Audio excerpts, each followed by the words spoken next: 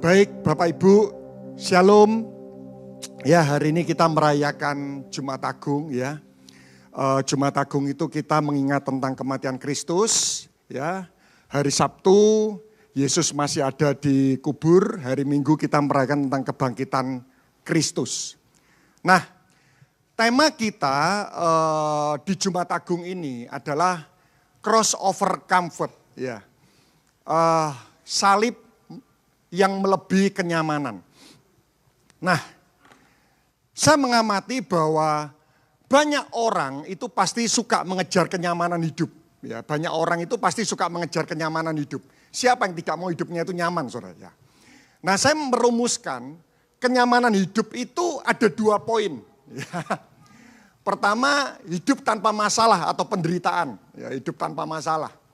Yang kedua, semua kebutuhan hidup itu tercukupi. Ya. Kenapa saya membagi 2 ini? Karena saya melihat ada orang-orang yang kebutuhan hidupnya itu tercukupi. Ya. Kebutuhan hidup semua tercukupi, dia tidak kekurangan sesuatu apapun. Tapi dia punya masalah, contoh sakit. Bukan dia tidak punya uang untuk mengobati penyakit, bukan. Dia punya asuransi yang tebal. Ya. Tetapi sayangnya uang itu hanya bisa untuk membeli obat. Saudara setuju dengan hal ini? Tapi uang itu tidak bisa membelikan kesehatan. Ya. Ada orang-orang yang kebutuhan hidupnya tercukupi, tapi dia punya masalah. Ya. Keluarganya ini tidak baik-baik aja, hubungan suami istri tidak baik, orang tua dengan anak tidak baik. Kebutuhan hidup tercukupi, tapi dia punya masalah, konflik dengan orang lain, ya, anaknya bermasalah dan apapun. Tapi saya menemukan ada orang-orang yang dia bisa menghandle masalah ini dengan baik. Ya. Dia sehat, ya. Keluarganya baik, hubungan suami istri itu baik. Orang tua dengan anak itu baik, anaknya bertumbuh dengan baik, pekerjaannya oke lah seperti itu, tidak terlalu ada masalah. Tapi mereka masih struggle dalam hal kebutuhan hidup. Karena itu kenapa saya merumuskan kenyamanan hidup ini 2 nih. Ya, hidup tanpa masalah dan kebutuhan hidup itu tercukupi.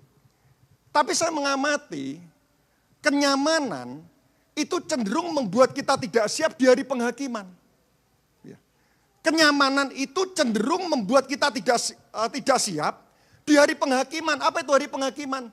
Hari di mana kita mempertanggungjawabkan kehidupan kita. Saudara bisa baca dalam perikop di Alkitab tentang orang kaya yang bodoh, gadis bijaksana dan gadis yang bodoh. Kenapa? Karena saya mengamati peningkatan kualitas itu selalu disertai dengan ketidaknyamanan. Saudara setuju dengan hal ini? Jadi selalu. Produktivitas itu selalu disertai dengan ketidaknyamanan.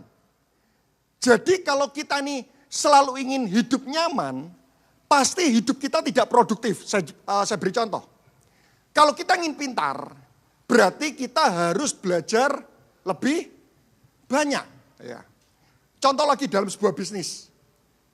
Kalau penjualan meningkat, itu pasti akan memberikan masalah buat produksi. Ya, kalau produksi tidak baik, penjualan baik ini masalah. Tapi kalau produksinya baik, itu memberikan tantangan buat penjualan. Produksi baik, penjualan tidak baik, juga tidak bisa juga. Seperti itu ya. Nah, promosi naik. Ya, promosi naik itu baik. Tapi memberikan ketidaknyamanan. Kenapa? Kita harus meluangkan waktu, tenaga, pemikiran. Ya, semuanya kita juga harus luangkan. Contoh kalau kita berbicara tentang masalah kerohanian. Kalau iman semakin meningkat, berarti masalah harus makin berat. Ya.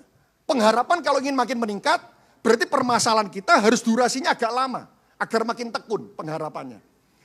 Kalau kita ingin punya kasih yang semakin berkualitas, maka tingkatan konflik kita dengan sesama harus semakin berkualitas. Karena itu kenapa seperti ini, saudara? Kenyamanan itu selalu membuat kita ini akhirnya tidak bisa menjadi orang yang berkualitas. Karena selalu kualitas itu selalu disertai dengan ketidaknyamanan. Nah, hari ini di dalam tema crossover comfort, saya akan membahas kehidupan tentang bangsa Mesir dan bangsa Israel. Ya. Nah, waktu saya merenungkan tentang bangsa Mesir dan bangsa Israel, ternyata kok bertepatan. Ini punya korelasi dengan Paskah yang terjadi di Perjanjian Lama, saudara. Ya.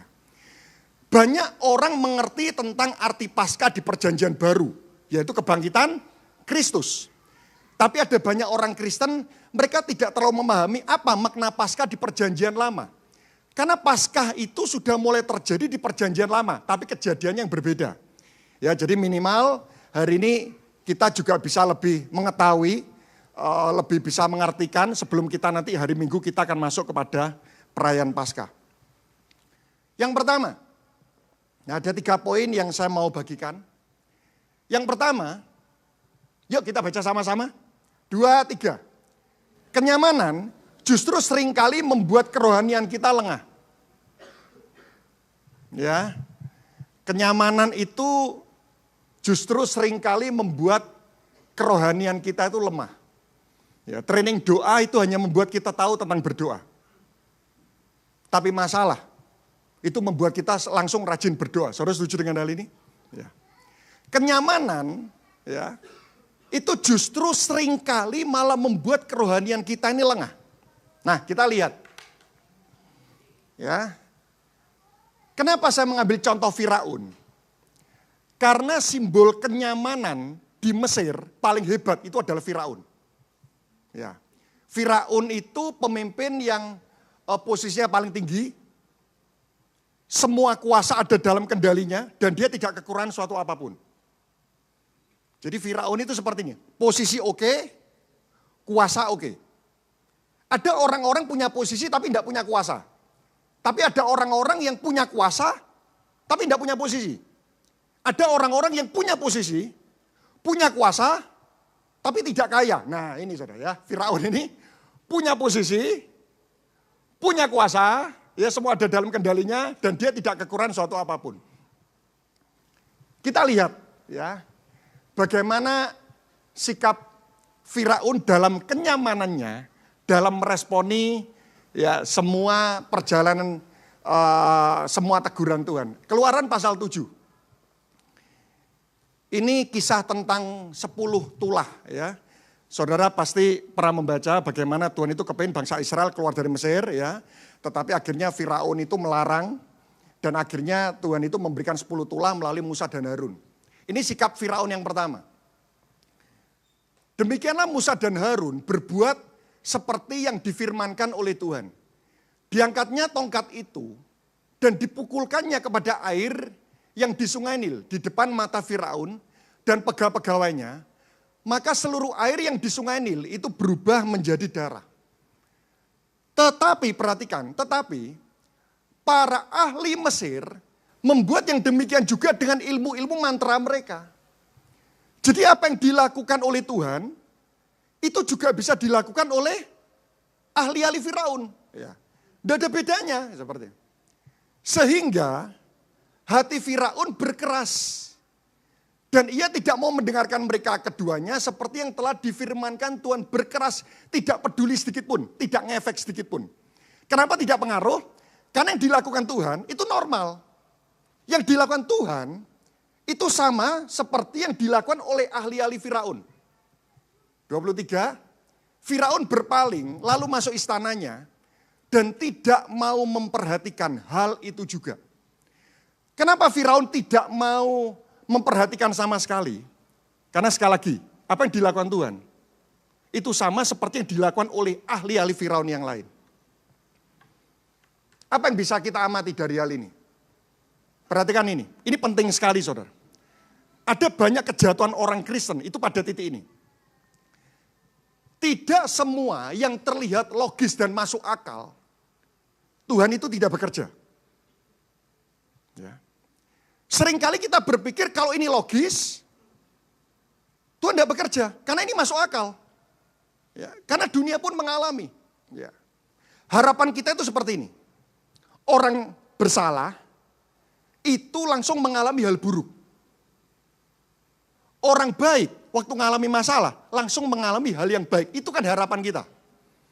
Ya, kita kepinginnya seperti ini. Ada orang bersalah seperti itu ya. Harusnya kalau Tuhan bekerja, dia langsung mengalami hal yang buruk ya. Judi kok 3 kali berhasil terus. Ya. Harusnya kalau Tuhan bekerja gini, judi sekali langsung bangkrut. Itu kan harapan kita saudara. Sama seperti Firaun, sama seperti kita itu harapan kita gini. Kalau nyontek itu tidak disetujui oleh Tuhan, harusnya waktu kita nyontek langsung Ketahuan. Ya.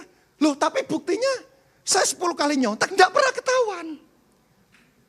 Berarti Tuhan enggak bekerja dong. Nah, itu kan pemikiran kita, Saudara ya. Pemikiran kita seperti ini. Ya, pemikiran kita sangat setuju gitu. Pemikiran kita itu seperti ini. Orang berdosa itu langsung dipukul halilintar dari langit. Ya. Kalau dia salah Tuhan, kenapa dibiarkan? Itu kan harapan kita. Itu sama seperti Firaun, Saudara. Karena itu kenapa waktu saya merenungkan hal ini, hati-hati dengan kenyamanan, Saudara. Nanti saya akan jelaskan itu semuanya. Kenapa kok kadang-kadang ada seolah-olah pembiaran itu, nanti semua akan saya jelaskan. Firaun ini adalah gambaran yang lengkap, Saudara. Ya. Karena itu kenapa saya tulis gini. Yang paling berbahaya, saat Tuhan sudah bekerja, kita menganggap itu adalah hal yang biasa. Sehingga kenapa ada banyak orang Kristen toleransi dengan dosa? Karena tidak terjadi apa-apa. Sudah melakukan kesalahan, ya, misal memfitnah sana sini, temanku tetap banyak kok. Hati-hati Bapak Ibu semuanya. Firaun juga seperti itu, normal kok. Mana itu Tuhanmu? Ya, ahli-ahliku aja juga bisa melakukan. Ingat Roma 8:28. Kita tahu sekarang bahwa Allah turut bekerja dalam segala sesuatu untuk mendatangkan kebaikan. Arti segala sesuatu itu apa?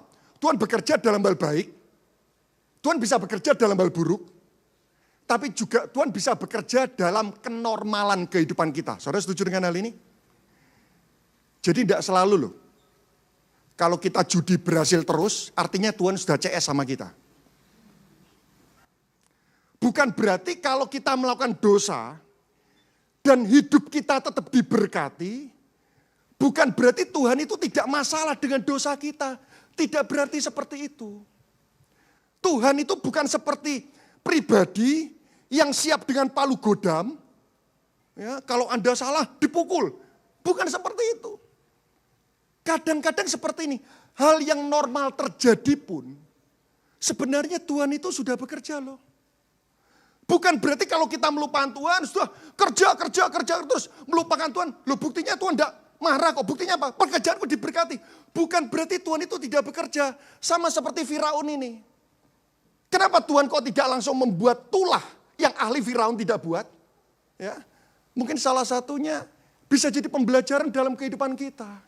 Jadi kalau hidup kita hari-hari ini masih berjalan dengan mulus. Tetapi lihat ini saya simpulkan. Saat kita sudah percaya Yesus, jika ada kesalahan yang kita buat, jangan tunggu ada kejadian yang mengagetkan, baru bertobat kembali kepada Tuhan. Setuju? Yang ahli bohong, jangan nunggu kejadian mengagetkan baru kita bertobat. Masih oke kok. Buktinya bohong bertahun-tahun Tuhan sudah pengertian. Ingat, ini loh yang pertama ini loh. Yang paling berbahaya, saat Tuhan sudah bekerja, kita menganggap itu biasa. Bukan berarti waktu sesuatu itu aman, Tuhan belum bekerja. Ingat, Allah turut bekerja berarti dalam hal yang normal pun, Tuhan bekerja. Prinsipnya sama seperti menanam benih. Belum kelihatan tapi sudah ada kehidupan. Ya. Itu sikap Firaun yang pertama. Tapi Firaun ini bebal. Ya. Ada orang-orang Kristen yang seperti ini. Ya. Normal nih, aman gitu kan ya.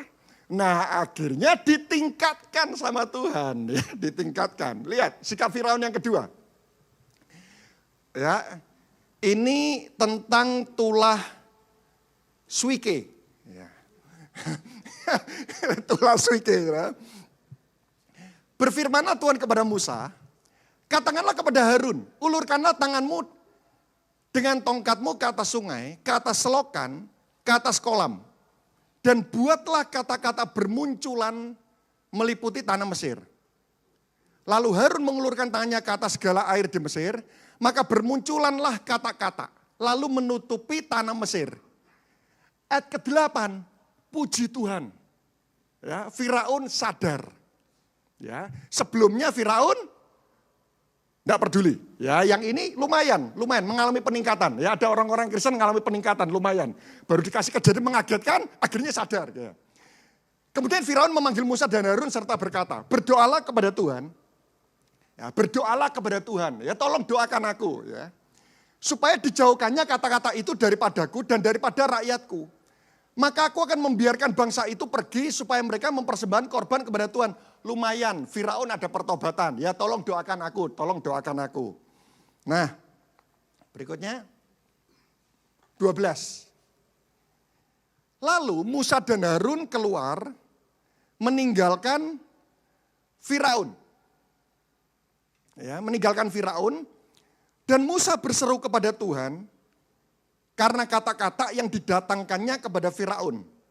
Ya, Firaun mengatakan, tolong doakan aku. Ya, lalu akhirnya Musa dan Harun mendoakan.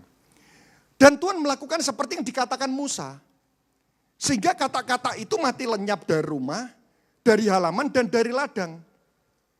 Tetapi, nah perhatikan ya 15. Tetapi ketika Firaun melihat bahwa telah terasa apa saudara? Kelegaan, ya. Jadi misal alami masalah, didoakan, ditolong, lega, nyaman lagi, ya. Ia tetap berkeras hati dan tidak mau mendengarkan mereka keduanya kembali seperti yang telah difirmankan Tuhan. Perhatikan ini, sikap Firaun kedua. Setiap kali ada tekanan, Firaun sadar. Nah ini ada orang-orang Kristen seperti ini. Ya. Setiap kali ada masalah, sadar. Tapi saat keadaan menjadi nyaman, kembali keras hati. Ada yang pernah mengalami seperti ini? Ada? Tidak ada ya? Luar biasa semua. ya, luar biasanya apa? Udah bertobat kok gitu kan ya. Nah, ada orang tipe seperti ini. Jadi saya ngamati Firaun ini unik. Ini gambaran orang Kristen ya. Jadi waktu ada tekanan, ya sadar, ya, waktu sakit sadar, sembuh, lupa, gitu kan ya. Jadi tipe kekristenan kedua itu seperti ini. Waktu mengalami hal yang tidak masuk akal, terkaget-kaget, loh Tuhan marah. Tapi kan tidak mungkin kemarahan Tuhan sepanjang masa. Saudara setuju dengan hal ini? Ya. Wih, mulai melupakan Tuhan, mulai tidak fokus akan Tuhan, mulai tidak melayani Tuhan. Loh kok ini mulai mengalami masalah ya dalam hal bisnis. Harusnya bisnis ini tren. Tapi kenapa kok mengalami masalah? Bertobat. Ya. Tapi waktu bisnisnya mulai meningkat, ya, kembali lagi keras hati. Nah tipe-tipe seperti ini. Perhatikan, tipe-tipe seperti ini akhirnya membuat kita mengalami masalah-masalah yang harusnya kita tidak perlu alami. Kenapa Tuhan mengizinkan? Karena Tuhan sayang sama kita. Saudara setuju dengan hal ini? Saya yakin ada masalah. Itu yang memang harusnya kita hadapi, kita alami, karena itu bentuk sebagai ujian. Ya. Naik kelas itu selalu ada ujiannya. Orang tidak salah pun, murid tidak salah pun mengalami ujian. Tapi ada permasalahan-permasalahan, pencobaan-pencobaan yang sebenarnya kita itu tidak perlu mengalami. Tapi Tuhan izinkan kita mengalami. Kenapa? Untuk membuat kita kembali ingat kepada Tuhan. Nanti saya akan tunjukkan bedanya kenyamanan dan dosa itu apa. Nanti saya akan tunjukkan. Ya. Yang ketiga, wah ini Firaun masih bebal. Nah ini sikap Firaun semakin meningkat ya. Saya berdoa di tempat ini tidak ada yang mencapai sikap yang ketiga, saudara. Sudah, yang mencapai level 2 segera bertobat ya. Jangan mencapai level yang ketiga. Ini tulah hujan es. Ya. Lalu Firaun memanggil Musa dan Harun serta berkata kepada mereka, wah bertobat betul saudara ya. Aku telah berdosa sekali ini. Tuhan itu benar. Wah ini Firaun langsung korporat.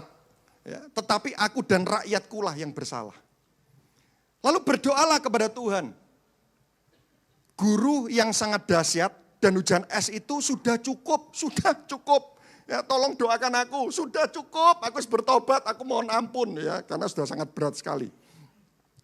Maka aku akan membiarkan kamu pergi dan tidak usah kamu tinggal lebih lama lagi. Pertobatannya lebih luar biasa ya. Lalu keluarlah Musa dari kota itu meninggalkan Firaun. Dikembangkannya tangannya kepada Tuhan. Musa itu memang orang lembut hati, saudara ya. Ya, dikembangkan tangan kepada Tuhan, didoakan berkali-kali, bebal, ya udahlah tetap didoakan. Maka berhentilah guruh dan hujan es, dan hujan tidak tercurah lagi ke bumi. 34 perhatikan. Tetapi ketika Firaun melihat bahwa hujan es dan guruh telah berhenti, maka apa saudara? Teruslah ia berbuat dosa. Ini lebih ngeri lagi. Ya, menambah dosanya, terus berbuat dosa. Lebih konsisten. Berkeras hati. Baik ia maupun para pegawainya. Ya, bukan cuma Firaun berbuat dosa, tapi dia mengajak teman-temannya untuk berbuat dosa.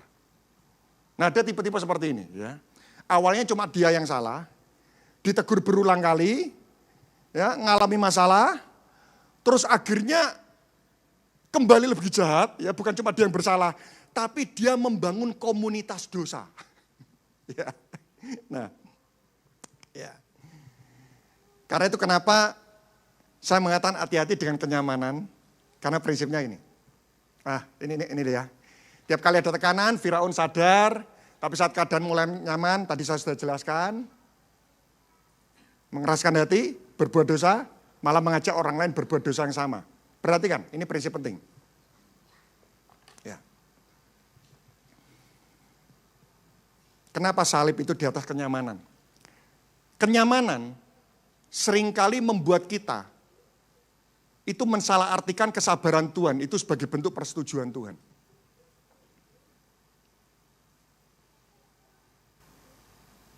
Ya. Waktu kita bersalah, nyaman kok. Dan kita menganggap bahwa itu adalah bentuk persetujuan Tuhan. Padahal itu bentuk kesabaran Tuhan. Dia adalah Bapa yang baik. Saya percaya orang tua baik di tempat ini itu dengan anaknya itu bukan nuansanya itu cuma sebagai bapak yang menghakimi. Saudara. Salah, pukul. Enggak, saudara. Kadang-kadang kita lihat anak kita itu salah, ya kita nasihati pelan-pelan dengan bahasa yang pelan semuanya. Jadi hati-hati, kenyamanan seringkali membuat kita mensalahartikan kesabaran Tuhan sebagai bentuk persetujuan Tuhan. Nah, saya akan tunjukkan apa bedanya dosa dan kenyamanan. Sehingga kita lebih bisa memahami kenyamanan itu lebih mengerikan daripada dosa. Kejadian 1:8 ini tentang dosa. Ketika mereka mendengar bunyi langkah Tuhan Allah yang berjalan-jalan dalam taman itu pada waktu hari yang sejuk, waktu itu Adam dan Hawa jatuh dalam dosa, bersembunyilah manusia dan istrinya itu terhadap Tuhan Allah di antara pohon-pohonan dalam taman. Dosa membuat kita menjauh dari Tuhan. Setuju, saudara? Ya, dosa itu membuat kita menjauh dari Tuhan. Tapi kalau kenyamanan, ini pesan Musa, nanti waktu Israel masuk pada tanah Kanaan. Jadi belum masuk, tapi sudah diberi pesan. Dan supaya apabila engkau sudah makan dan kenyang, siapa yang pagi ini sudah makan dan kenyang, wajahnya belum semua pasti. Ya. Dan supaya apabila engkau sudah makan dan kenyang, mendirikan rumah-rumah yang baik serta mendiaminya. Dan apabila lembu sapimu dan kambing dombamu bertambah banyak, bertambah kaya, bertambah sugih, dan emas serta perakmu bertambah banyak, dan segala yang ada padamu bertambah banyak. 14 perhatikan. Janganlah engkau tinggi hati. Sehingga engkau melupakan Tuhan Allahmu yang membawa engkau keluar dari tanah Mesir, dari rumah perbudakan. Tuhan itu sudah memberikan pesan kepada Musa. Waktu engkau mengalami itu semuanya, engkau ada di tanah perjanjian, jangan engkau melupakan Tuhan. Kenyamanan itu seperti ini. Kenyamanan itu membuat kita malah melupakan Tuhan. Loh, setuju enggak, saudara? Orang ingat dosa, itu artinya ingat Tuhan. Setuju? Tapi kalau orang lupa Tuhan, pasti dia lupa dosa. Enggak mungkin, aku itu ingat aku ini berdosa, tapi aku ini lupa Tuhan. Enggak mungkin. Jadi kalau ada seseorang katanya, aku itu dosaku ini salah.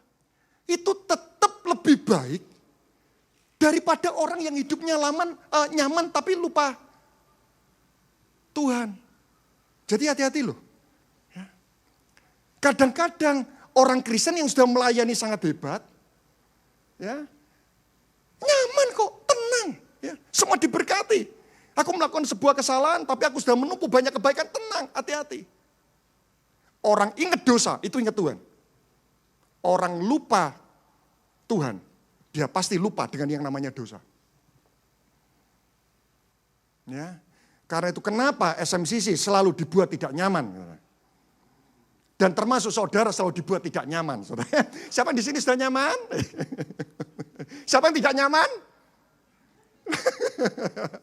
Ya Jumat masuk, ya cepat Bible study. Ya. Pemimpin komunitas ini anggota yang kita dibuat tidak nyaman. Hidup nyaman pun masuk sini menjadi tidak nyaman. Percayalah. Ya, jadi kalau ada yang masih nyaman, mungkin pemimpinnya bukan Ko Budi dan Ko Angga waktu itu. Ya. Jadi bersyukurlah kalau kita ini tidak nyaman. Bersyukur. Itu artinya kita mengalami peningkatan kualitas. Ya. Yang kedua, ini penting. Ini yang kita ingat hari ini. Darah, satu-satunya yang menyelamatkan. Ya. Lihat ini, Keluaran 12. Ini kisah terjadinya Paskah yang akan kita peringati di hari Minggu. Waktu saya merenung ini kok tiba-tiba punya koneksi dengan Paskah ya. Sebab pada malam ini Tuhan sudah marah, sudah tulah ke-10 selesai. Sebab pada malam ini aku akan menjalani tanah Mesir dan semua anak sulung, dari anak manusia sampai anak binatang akan kubunuh. Dan kepada semua alat di Mesir akan kujatuhkan hukuman, akulah Tuhan. Dan darah itu menjadi tanda bagimu pada rumah-rumah di mana kamu tinggal. Apabila aku melihat darah, maka aku akan lewat daripada kamu. Jadi tidak akan ada tulah kemusnahan di tengah-tengah kamu apabila aku menghukum tanah Mesir. Dalam versi King James dikatakan seperti ini. When I see the blood, I will pass over you. Itu kan Paskah. Ketika aku melihat darah, aku akan melewatkan kamu. Paskah itu artinya seperti ini, kita dilewatkan. Sama-sama katakan kita dilewatkan. Paskah. Jadi kita harus bersyukur. Paskah itu kita dilewatkan. Lihat, Tuhan tidak melihat siapa yang baik. Tuhan tidak peduli siapa yang rajin. Tuhan tidak peduli siapa yang berhasil. Tapi Tuhan cuma melihat, aku melihat darah. Tuhan tidak melihat karakter kita yang baik. Tuhan tidak melihat kemampuan kita yang hebat. Tuhan tidak melihat kekayaan atau keberhasilan hidup kita. Yang Tuhan lihat cuma satu, aku melihat darah. Jadi mungkin ada orang Mesir yang baik. Saudara setuju dengan hal ini? Masa seorang Mesir itu semuanya jahat.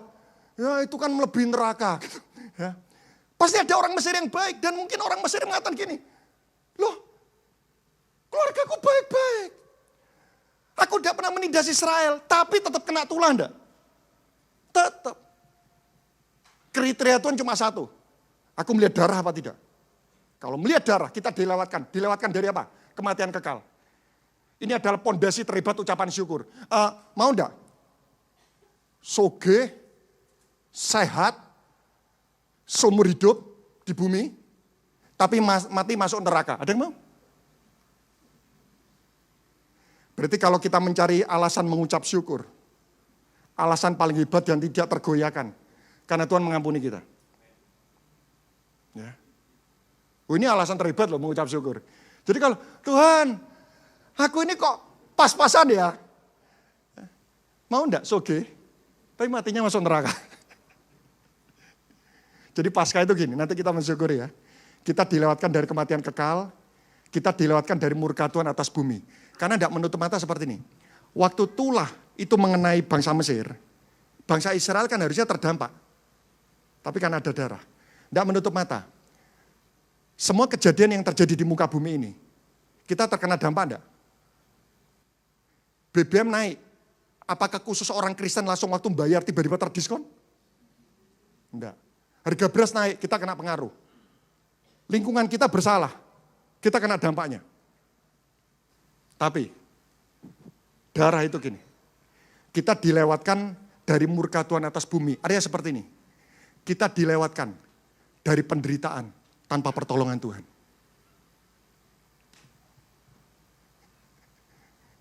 Ngalami penderitaan. Tapi selalu plus pertolongan. Jadi tidak bisa di bumi. Aku kepengen gini, waktu banjir masuk Pondok Chandra, di depan rumahku air. Air tetap masuk rumah. Kalau semua rumah orang Kristen airnya lewat, kita kan disembah oleh tetangga kita. Kok hebat banget gitu. Banjir lewat kita kena. Tapi kita dilewatkan dari penderitaan tanpa pertolongan Tuhan. Makna darah. Tanda kita milik Tuhan. Tuhan tidak peduli pintar, karakter, keberhasilan, Tuhan tidak peduli. Aku melihat darah. Perlindungan dari murka Tuhan, mana darah itu kasihnya, selalu ada pertolongan buat kita. Yang terakhir, ya. Yang ketiga, salib bukan kenyamanan, tapi membawa keselamatan. Ya. Jadi kalau mau terima darah, ya, mau terima darah, itu tidak bisa nyaman, tapi membawa keselamatan. Kita lihat, bangsa Israel, itu waktu itu bangsa Mesir masih bubuk, nyaman, tidur. Bangsa Israel, lihat. Ini baru di Mesir. Peraturan tentang darahnya itu rumit. Saya baca ini rumit, saudara. Saya bayangkan kalau aturan pemimpin komunitas serumit ini, saudara.